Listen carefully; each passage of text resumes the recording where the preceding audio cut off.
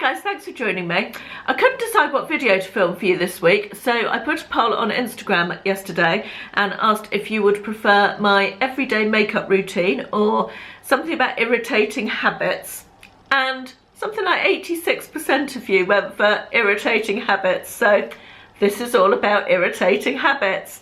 Or I got the idea originally from a blog post that I wrote back in 2010, I think it was. I was flicking through old posts on my blog a couple of weeks back and came across this one, and I thought it would translate quite well into a video. So yeah, first of all, I'm going to talk about my own bad habits as I perceive them and as my family perceive them as well, actually. And then I'm going to talk about habits in other people that really annoy me. So, the first of my bad habits is one that I used for years. You know when you go to job interviews and people say, they say to you, what are your strengths? And then you get that question, what are your weaknesses?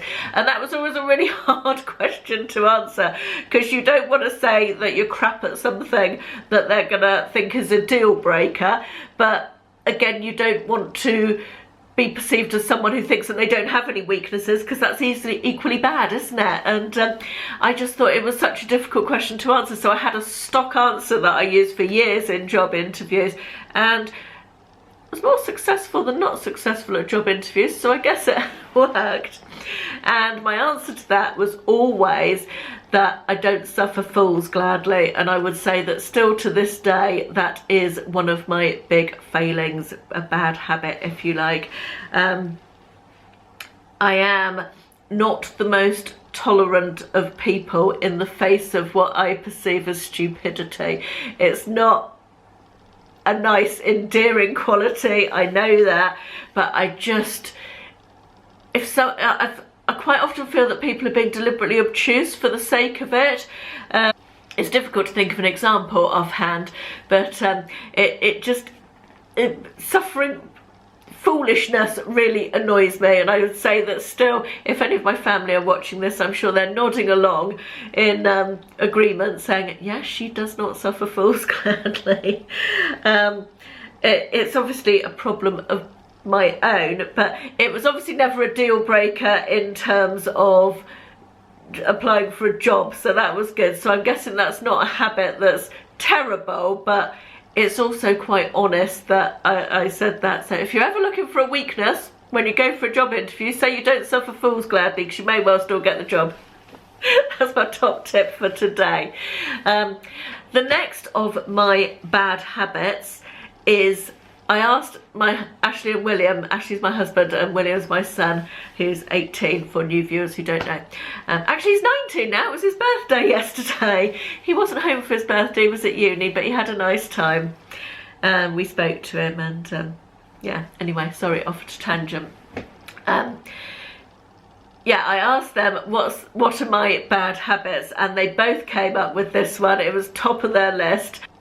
And it's that I'm very impatient. Apparently, can't understand this at all. I am, when I want something done, I want it done now. I am very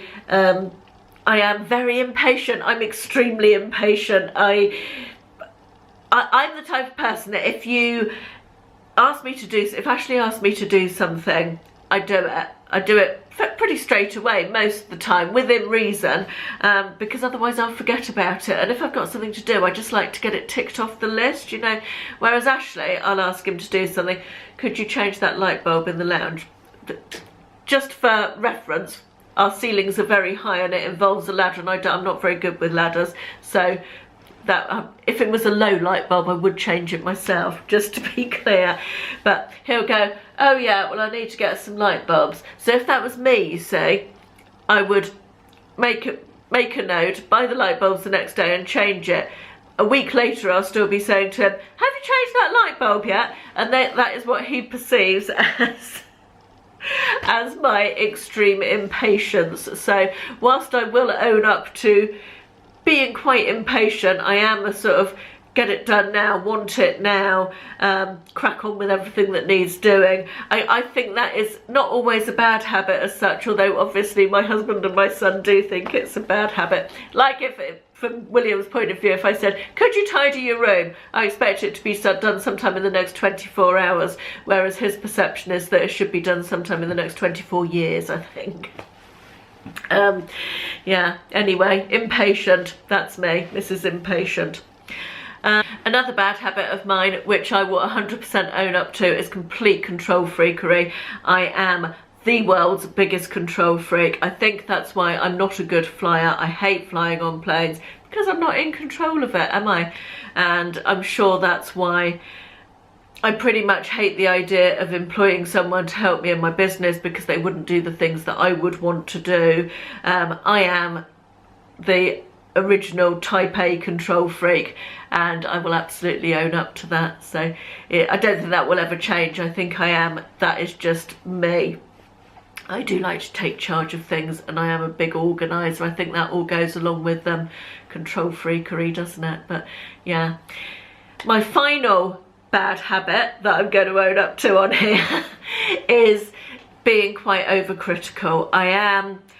I'm naturally a glass half full person, sorry, a glass half empty person. I'm a natural pessimist, not an optimist. And I think maybe some of you will be surprised by that, because I think it doesn't always translate on here, because I try and keep things very upbeat and positive on YouTube. But I am very much naturally a glass half empty person. I need to work hard to make myself the other way. I'll automatically assume the worst rather than the best. It's a failing, it's a bad habit, but it is one that I feel like I've improved upon quite a bit in the last 5 years or so. I feel like I've worked on it, and it's better. But my natural state of mind, I guess, is pessimism and overthinking and being more critical than I perhaps need to. So that's something that I continue to work on. Let's move on to habits that I don't like in other people. And the first one is one that I think I mentioned either in a vlog or something recently. Yeah, in a Q&A segment in a vlog a couple of weeks ago. Inconsiderate drivers. I hate inconsiderate drivers. Everybody makes a mistake. You know, sometimes you pull out in front of somebody, or, you know, I can understand mistakes, but people who drive right up the back of your car because they want you to go faster, and people who don't signal at roundabouts, and just people who make life difficult for other drivers when they could make it easier, is just really get my goat. I hate that. But inconsiderate driving is the worst habit ever and should be banned. Right, I'm ranting now, aren't I? I'm gonna stop, Caroline. Right. The next two bad habits that I don't like are sort of interconnecting, and the first one I've written notes, and the first one I wrote down was people who never admit that they're wrong, people who don't like admitting when they're wrong. And the other one I wrote down was stubbornness, and I think the two sort of go hand in hand. And I'm sure he won't mind me saying it. Well, he might do, but he doesn't watch. My dad is, and always has been, the worst person for admitting when he's wrong. I think it's maybe more a male thing, at the risk of sounding sexist. I think men have more trouble with admitting when they're wrong. Ashley was really bad when I first met him, but he's better now. You see, I find it quite easy to admit when I've been wrong. If something happens and if I've been having an argument with, not an argument necessarily, but a discussion, a conflict of views, if you like, and it is proven that I'm wrong, I'm very happy to say, yeah, hold my hands up, absolutely, I apologise unreservedly, I was wrong, and I don't have an issue with that. But my dad would literally argue black was white until the cows come home. And I expect my mum will be watching, I'm sure she'll be nodding at this. I don't, yeah, there's nothing else to say about that really, is there? But people who don't admit when they're wrong, who don't back up and say, look, I'm sorry, I was wrong. I think it's such an easy thing to do, and makes everybody feel better about things, isn't it? Why not? We're all wrong sometimes, aren't we? Why is it so difficult to admit it? Next one, the next bad habit that I can't stand is lateness. I cannot bear lateness. I am naturally a on-time person. I like to be on time, and I'm very happy to say that William, my son, has inherited this trait from me and is always really good at being on time. He also it's about the only thing he has inherited from me, I think.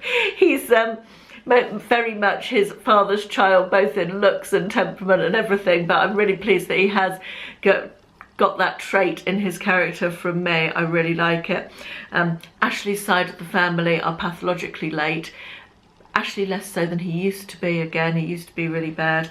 But I have this friend who, I won't mention her name, but she's a friend that I've had for years, and she's better now than she used to be. But she used to be absolute late to the power of hours. I remember one occasion we were going out for the day. She was a school mum friend originally, and we were taking the kids out cycling for the day in the school holidays. And she was due to come to my house to meet us, and she ended up being 2 hours late. 2 hours late. I think she was meant to come at 10 and she eventually got there at 12. And by that point I was spitting nails. I was absolutely livid, and I sat her down and I said, and she is a great fun person, she's so fun, and you know, if it hadn't been for the fact that I like her so much and we get on so well, that would have been a deal breaker for me completely. But I sat her down and I said, look, I can't be friends with you if you are this, that. I love you to bits, but I cannot put up with this. 2 hours late is just not acceptable in my world whatsoever. Side note, she didn't have a good excuse. It wasn't like she'd had to take someone to hospital or the work. She was just late, yeah, for no reason really. There was no emergency. But happy to say this was about 10 years ago, and she's a lot better now. I'm meeting her this week actually.